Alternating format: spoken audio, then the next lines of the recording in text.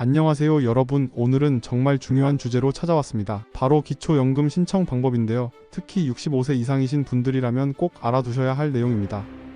혹시 여러분 중에 기초연금이 있다는 건 알지만 어떻게 신청하는지, 내가 받을 자격이 되는지 궁금하신 분들 계시죠? 오늘 이 영상을 끝까지 보시면 기초연금에 대한 모든 궁금증이 해결될 겁니다. 오늘 함께할 세 분을 소개해 드릴게요.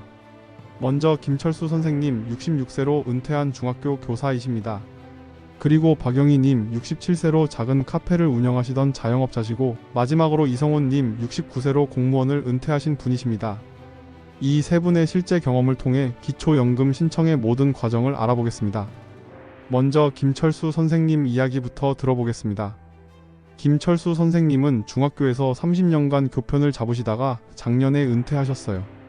기초연금이 있다는 건 들었는데 어떻게 신청하는지 정말 모르겠어요. 또 내가 받을 자격이 되는지도 궁금하고 받는다면 얼마나 받을 수 있는지도 알고 싶어요 라고 하시더라고요. 김철수 선생님처럼 기초연금에 대해 막연히만 알고 계신 분들이 정말 많으실 텐데요. 기초연금은 정부에서 65세 이상 어르신들의 생활 안정을 위해 지급하는 사회보장제도입니다. 하지만 65세만 되면 자동으로 받는 게 아니라 일정한 자격 요건을 충족해야 해요. 가장 중요한 건 소득과 재산이 일정 기준 이하여야 한다는 점입니다. 2025년 기준으로 단독 가구는 월 소득인 정액이 228만원 이하, 부부 가구는 364만 8천원 이하여야 기초연금을 받을 수 있어요. 여기서 소득인 정액이라는 게 좀 복잡한데요. 단순히 월급만 보는 게 아니라 소득과 재산을 종합적으로 계산한 금액이에요. 예를 들어 근로소득이 있으면 98만원을 기본 공제하고 거기서 30%를 추가로 공제해줍니다. 또 재산의 경우에는 집이나 토지, 예금 등을 모두 계산해서 월 소득으로 환산하는 복잡한 과정을 거쳐요. 김철수 선생님의 경우를 예로 들어볼게요. 선생님은 국민연금을 월 90만원 정도 받고 계시고, 살고 계신 아파트가 시가 2억원 정도, 예금이 5천만원 정도 있으시다고 하더라고요. 이런 경우 소득인 정액을 계산해보면 기초연금 수급 자격에 해당할 가능성이 높아요. 왜냐하면 거주용 주택은 1억 3,500만원까지는 재산 계산에서 제외되거든요. 이제 박영희님 이야기를 들어보겠습니다. 박영희님은 서울에서 작은 카페를 운영하시다가 최근에 문을 닫으셨어요. 예전에 기초연금을 신청하려고 했는데 서류가 너무 복잡하고 인터넷으로 신청하는 것도 잘 몰라서 결국 포기했어요. 그런데 요즘 보니까 신청 절차가 간소화됐다고 들었는데 정말 그렇게 간단해진 건가요? 라고 물어보시더라고요. 정말 좋은 질문이에요. 2025년부터는 기초연금 신청이 훨씬 간단해졌습니다. 가장 큰 변화는 온라인 신청이 가능해진 점이에요.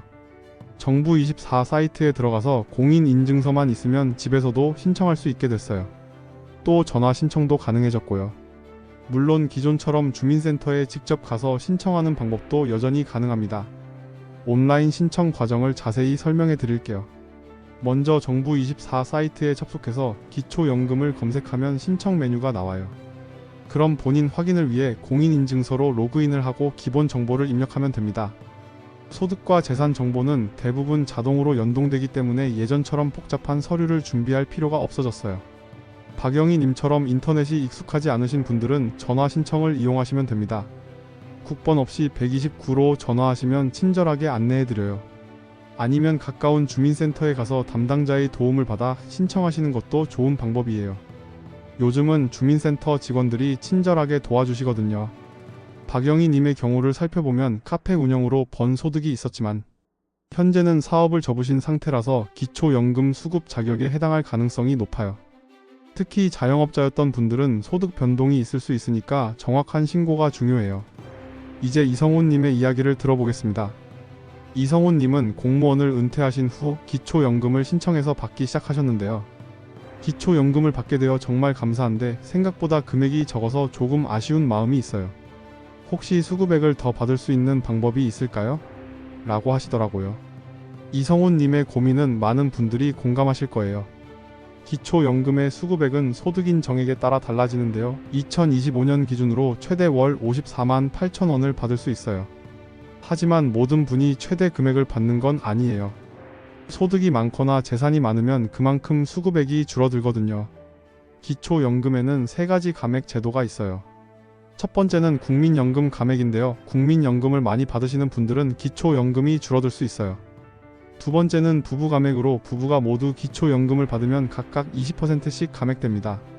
세 번째는 소득력 전방지 감액인데 기초연금을 받았을 때 총 소득이 기초연금을 받지 않는 사람보다 많아지는 걸 방지하기 위한 제도예요.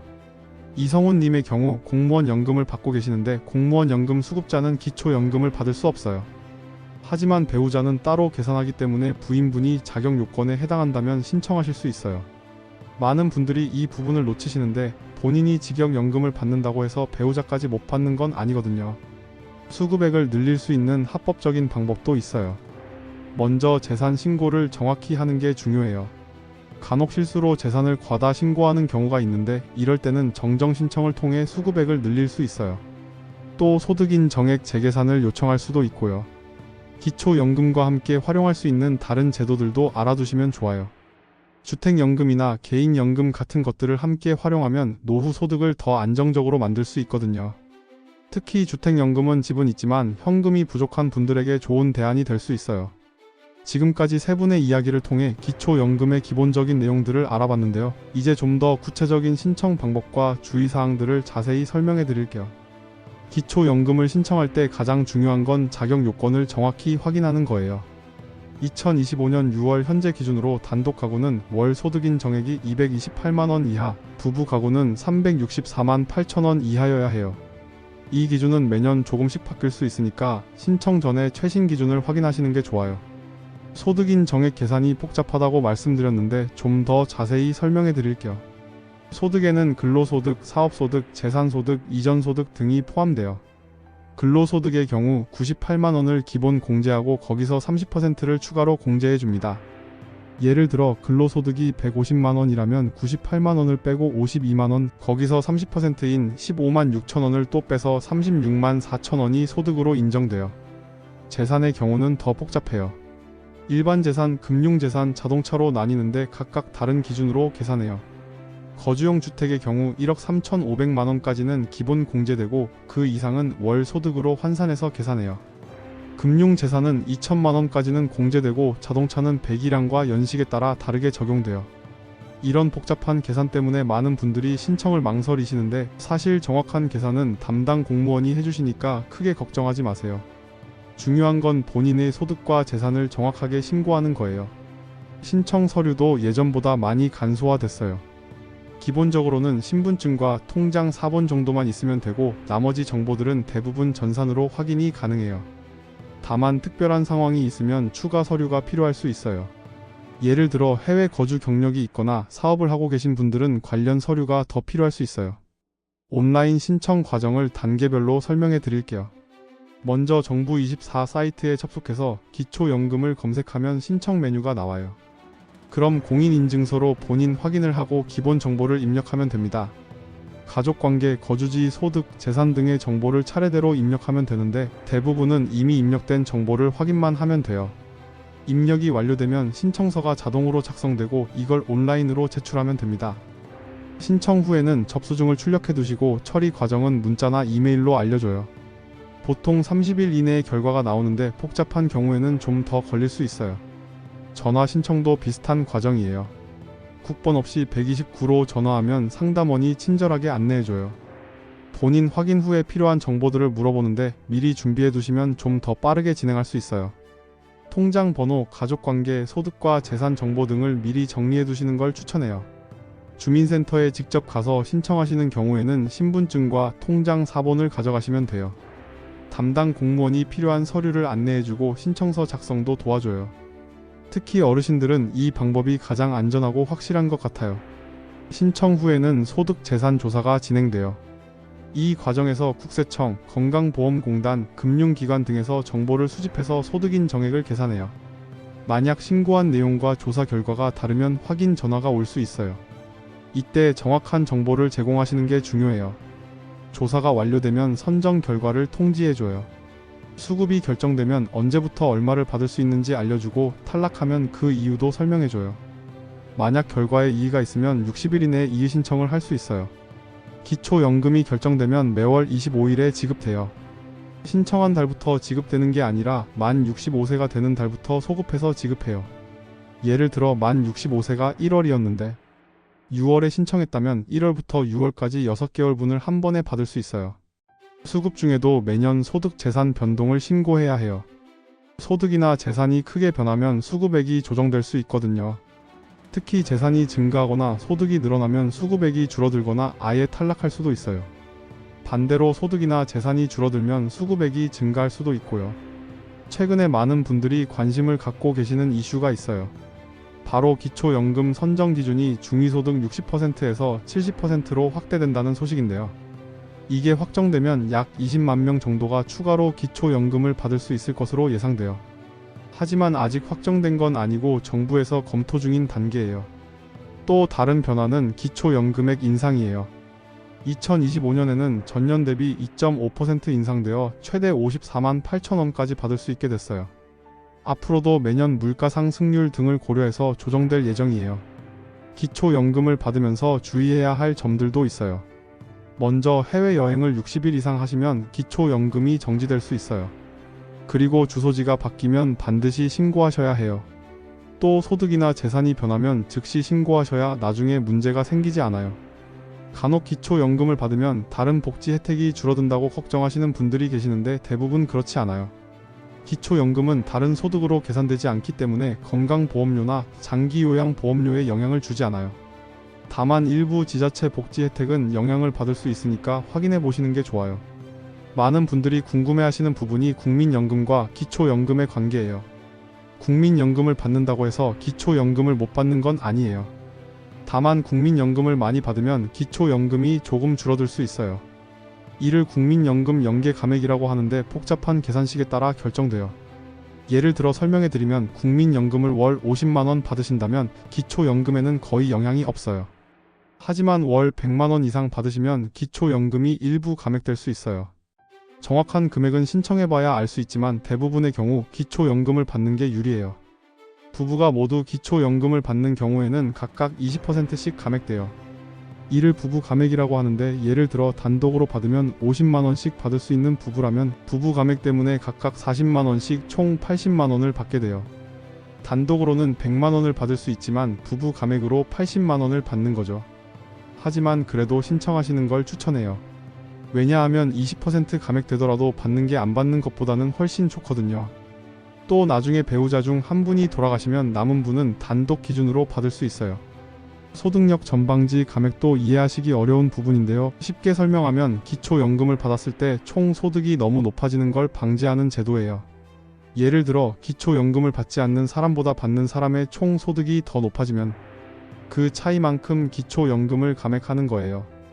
이런 복잡한 계산들 때문에 많은 분들이 신청을 망설이시는데 사실 계산은 컴퓨터가 다 해주니까 걱정하지 마세요. 중요한 건 자격 요건에 해당한다면 일단 신청해 보시는 거예요.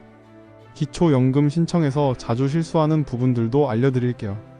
첫 번째는 재산을 부정확하게 신고하는 거예요. 특히 금융재산의 경우 모든 계좌를 다 신고해야 하는데 일부만 신고하시는 경우가 있어요. 나중에 조사해서 발견되면 문제가 될 수 있으니까 정확하게 신고하시는 게 중요해요. 두 번째는 가족관계를 잘못 신고하는 거예요. 특히 자녀들의 소득이 있으면 기초연금에 영향을 준다고 생각하시는 분들이 계시는데 기초연금은 본인과 배우자의 소득만 보거든요. 자녀들 소득은 상관없어요. 세 번째는 부채를 빼먹는 거예요. 재산에서 부채는 차감되니까 정확히 신고하시면 유리해요. 예를 들어 집값이 3억 원이지만 주택담보대출이 1억 원 있다면 실제로는 2억 원으로 계산되거든요. 네 번째는 주소지 문제예요. 주민등록상 주소와 실제 거주지가 다르면 문제가 될 수 있어요. 기초연금은 실제 거주지 기준으로 신청해야 하거든요. 마지막으로 기초연금을 받은 후 관리 방법도 중요해요. 매년 소득재산 변동 신고를 정확히 하시고 주소지나 계좌가 바뀌면 즉시 신고하세요. 또 해외여행을 길게 가실 때는 미리 신고하시는 게 좋아요. 오늘 긴 시간 동안 기초연금에 대해 자세히 알아봤는데요. 정리하면 이런 내용들이에요. 기초연금은 65세 이상 어르신들의 생활 안정을 위한 제도로 소득과 재산이 일정 기준 이하면 받을 수 있어요. 신청 방법은 온라인, 전화, 방문 신청이 모두 가능하고 절차도 많이 간소화됐어요. 김철수 선생님, 박영희님, 이성훈님의 사례에서 보셨듯이 각자의 상황에 따라 받을 수 있는 금액은 다르지만 자격 요건에 해당한다면 꼭 신청해 보시기 바래요. 기초연금은 여러분의 권리이고 안정적인 노후를 위한 중요한 제도거든요. 마지막으로 당부드리고 싶은 말씀은 기초연금 관련 정보는 계속 변하고 있으니까 최신 정보를 확인하시는 게 중요해요. 정부24나 보건복지부 홈페이지에서 최신 정보를 확인하실 수 있고 궁금한 점이 있으면 국번 없이 129로 전화해서 상담받으세요. 그리고 최근 기초연금을 받으면서 많은 분들이 고민하시는 부분이 하나 더 있어요. 바로 연금 소득으로 준비했던 부동산 문제입니다. 김철수 선생님처럼 기초연금도 받고 국민연금도 받으니까 이제 좀 안정된 것 같은데 문제는 예전에 노후 대비용으로 사둔 오피스텔이에요. 임대료 수입을 기대했는데 요즘 공실도 많고 가격도 많이 떨어져서 걱정이 돼요라고 하시는 분들이 정말 많으세요. 박영희 님도 마찬가지예요. 카페 운영할 때 번 돈으로 작은 상가를 하나 샀는데 지금은 임대도 안 나가고 매매도 안 되고 있어요. 기초연금 받을 때 이 상가 때문에 수급액이 줄어들 수도 있다고 하던데 어떻게 해야 할지 모르겠어요 라고 고민을 토로하시더라고요. 이성훈님 역시 공무원 시절에 모은 돈으로 아파트를 하나 더 사서 전세를 놨는데 요즘 전세 사기 뉴스도 많이 나오고 전세 가격도 많이 떨어져서 불안해요. 게다가 임차인이 전세금 반환을 요구하는데 지금 시세로는 많이 손해예요 라고 하시더라고요. 실제로 2025년 들어서 부동산 시장이 많이 침체되면서 연금 소득에 의존해 부동산 투자를 했던 많은 어르신들이 어려움을 겪고 계세요. 특히 오피스텔이나 상가 같은 수익형 부동산의 경우 공실률이 높아지고 임대료도 떨어지면서 예상했던 수익을 얻지 못하는 경우가 많아요. 더 큰 문제는 이런 부동산들이 기초연금 수급에도 영향을 준다는 점이에요. 소득인 정액 계산할 때 부동산도 재산으로 평가되기 때문에 시세는 떨어졌지만 공시가격은 여전히 높아서 기초연금 수급에 불리하게 작용하는 경우도 있거든요. 하지만 이런 상황에서도 현명하게 대처할 수 있는 방법들이 있어요. 부동산을 어떻게 정리할지, 언제 매도하는 게 유리한지, 아니면 계속 보유하면서 다른 방법으로 수익을 창출할 수 있는지 등에 대해 전문가들의 조언을 들어볼 필요가 있어요. 또한 부동산 처분 시 세금 문제도 중요한데요. 양도소득세를 최소화하면서 처분하는 방법이나 증여를 통해 상속세 부담을 줄이는 방법 등도 고려해봐야 해요. 특히 어르신들의 경우 일정 조건을 만족하면 양도소득세 감면 혜택을 받을 수 있는 경우도 있거든요. 다음 주에는 이런 문제들을 해결할 수 있는 구체적인 방법들을 알아보겠습니다. 연금 소득으로 준비한 부동산 지금 처분해야 할까요? 아니면 계속 보유해야 할까요? 전문가들의 조언과 함께 실제 성공 사례들도 소개해드릴 예정이에요. 부동산 때문에 기초연금 수급에 영향을 받고 계신 분들, 임대 수익이 줄어서 고민이신 분들, 그리고 부동산 처분을 고려하고 계신 분들이라면 다음 주 영상을 꼭 시청해주세요. 여러분의 노후 자산 관리에 실질적인 도움이 될 수 있는 정보들을 준비해서 찾아뵙겠습니다. 알림 설정 꼭 해두시고 구독과 좋아요도 다시 한번 눌러주시고요. 많은 분들께 유익한 정보로 도움되도록 공유도 부탁드립니다. 여러분 모두 건강하시고 더위 조심하세요. 다음 시간에 더 유익한 내용으로 뵙겠습니다. 감사합니다.